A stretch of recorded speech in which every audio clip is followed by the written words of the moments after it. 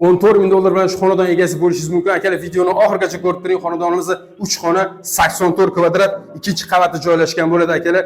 Bunaqangi variant har doim ham chiqarmaydi. Xonadonimizning tagida maktab, bog'cha, hamma sharoitlar bor. Mana ko'rishingiz mumkin.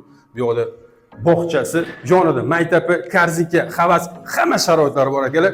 300-400 metr oralig'ida metro ham bor. Bu yoqda mana ikkinchi xonani ko'rishingiz mumkin. Xonadonimizni bitta kosmetik remont qiladigan bo'lsangiz, maza qilib yashaysiz. 10 mingdan ketmaydi remontingizga. Bu yoqda mana ko'rishingiz mumkin. Kiraverish eshigimizni, prixoshkamizni, bu yoqda mana chiroyli qilib shkaf yoki divanli zona qilib qo'ysangiz bo'ladi.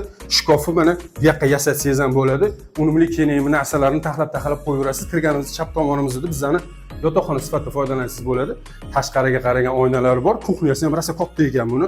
Razmeri katta, yaxshi o'lchamda. Kuxnyasining razmeri ham arkani ochib oladigan bo'lsangiz, kattagina bitta xona bo'ladi. Bu yoqda chiroylikini qilib mebellarni yasatasiz. O'zingiz ko'zingizga qarab turib mazza qilib yashaydigan joyi, ertalabdan shu o'tirib choy ichib ketaveradigan joyi bo'ladi. Sanuzelimiz razdeniy holatda hojat xonasini ko'rishimiz mumkin.